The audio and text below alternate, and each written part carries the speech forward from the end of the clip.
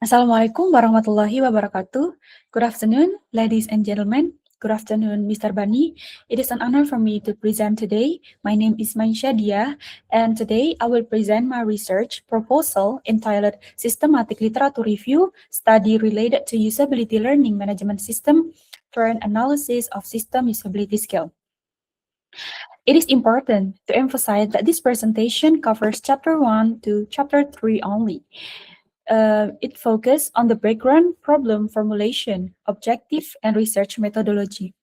The analysis and result will be conducted in the next stage of the research. Next. Okay. So you can see the overview of what we will discuss about. Okay, next. Learning Management System, or LMS, have become a core infrastructure in modern education. They are used to deliver learning materials, manage assignment, conduct assessment, and facilitate communication between lecturers and students. Since the COVID-19 pandemic, the use of LMS has increased significantly not only in fully online learning but also in blended and hybrid learning models. As a result, LMS usability has become a critical factor in ensuring effective learning experience. However, many studies that indicate the mere availability of an LMS doesn't guarantee its effectiveness. If a system is difficult to use, confusing, or inefficient, user might experience frustration, low engagement, and reduced learning outcomes. This situation highlights the importance of evaluating LMS usability in a structured and evidence-based manner. Next. Okay, usability, according to human-computer interaction principles, refers to how easily user can learn, use, and feel satisfied with a system. In LMS context, usability affects first, how quickly student can access learning materials, second, how efficiently lecturer can manage course, and the third one, how comfortable user feel when interacting with the platform. One of the most widely used instruments to measuring usability is the System Usability Scale, or SUS. SUS consists of 10 standardized statements answered on a Likert scale and produce a score ranging from 0 to 100. Many researchers prefer SUS because it's first, simple to administer, second, technology independent, and the third one, and suitable for comparing usability across different systems and contexts. For this reason, SUS is selected as the core usability measurement instrument in this proposed study. Next. Although many individual studies have evaluated LMS usability using SUS, several gaps remain. First, existing studies are fragmented. Each study evaluates a specific LMS in a specific context, making it difficult to obtain a broader understanding of LMS usability trend. Second, there is a high variation in study design, sample size, and reporting practice. Some studies provide complete statistics while others report limited information. Third, there is a lack of systematic synthesis that summarize first how LMS usability has been evaluated over time. The second one is what type of LMS are most frequently studied, and the third one is what usability aspects are most frequently discussed. These gaps justify the need for a systematic literature review. Next. Based on the identified research gap, the objective of the study proposed are first to systematically identify and review journal articles that evaluate LMS usability using the system usability scale.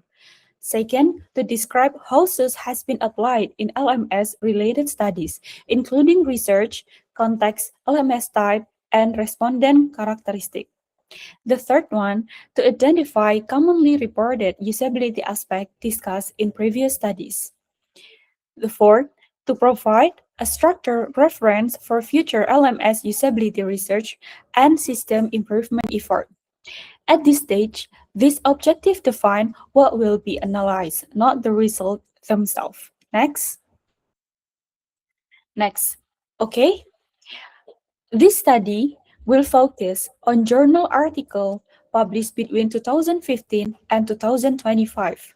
The literature search will be conducted using three major databases. There are Scopus, Google Scholar, and IEE Explorer. Next, this research adopts a systematic literature review approach to ensure transparency and methodological rigor. The SLR process begins with first formulating of research question, second definition of inclusion and exclusion criteria. I will tell the inclusion and exclusion criteria. The inclusion criteria first journal articles, studies focusing on LMS, and studies applying the system usability scale. For the exclusion criteria is non-journal publication, studies not related to LMS, and studies that do not use SUS as the usability instrument.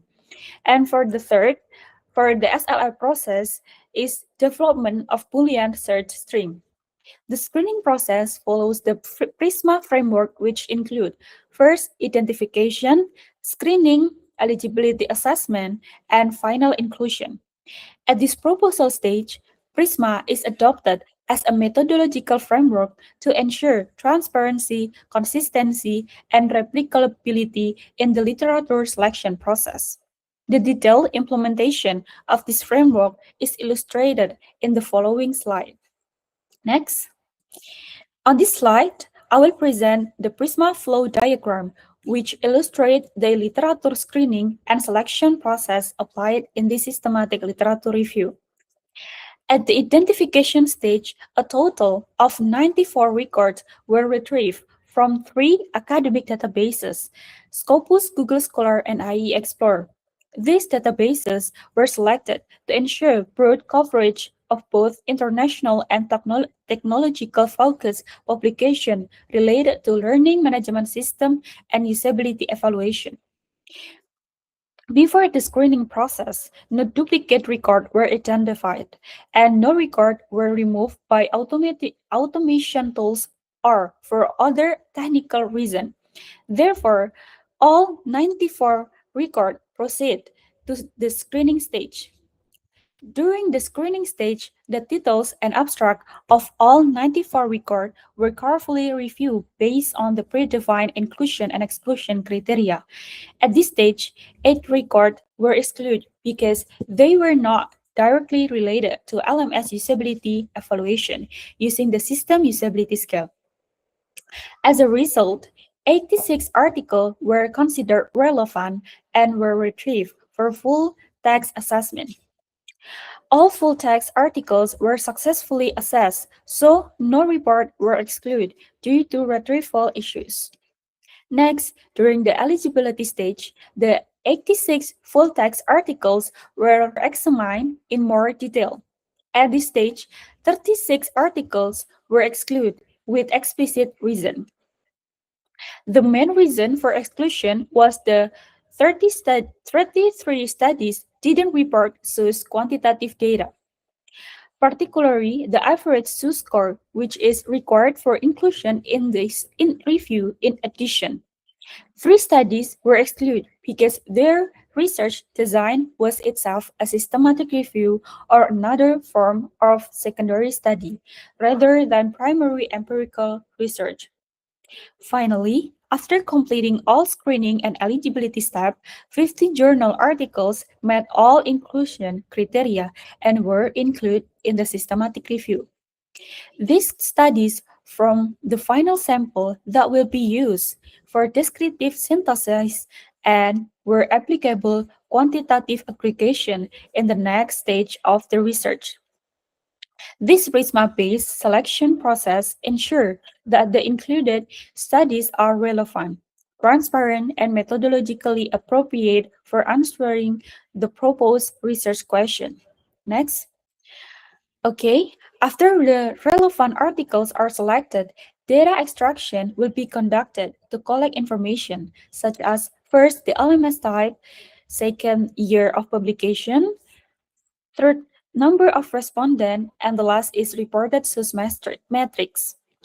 The data analysis will consist of two plain approach. First, descriptive quantitative analysis. It's intended to summarize how SUS is used across studies, and the second one is qualitative thematic analysis, intended to categorize usability related issues discussed by previous researchers. At this stage, this step represents a planned analytical framework, not completed analysis. Next. Okay, for the several limitations are anticipated in this proposed study. First, the review relies on secondary data, meaning the researcher doesn't directly interact with system user. The second one is reporting inconsistency across studies may limit comparability. Third, this study focused exclusively on SUS, so other usability instruments are not included. These limitations are acknowledged early to ensure transparency and realistic interpretation of future endings. Next. As supporting evidence, the appendix presents the list of journal articles identified and selected for this study. This appendix demonstrates the breadth of literature coverage and support the feasibility of conducting the SLR. At this proposal stage, the appendix functions as documentation of research readiness, not as a presentation of analytical research. Okay, next. In conclusion, this proposal outlined a systematic and structured approach to reviewing LMS usability studies using the system usability scale. By applying an SLR methodology, this research is expected to provide a solid foundation for future analysis and contribute to the improvement of LMS usability research.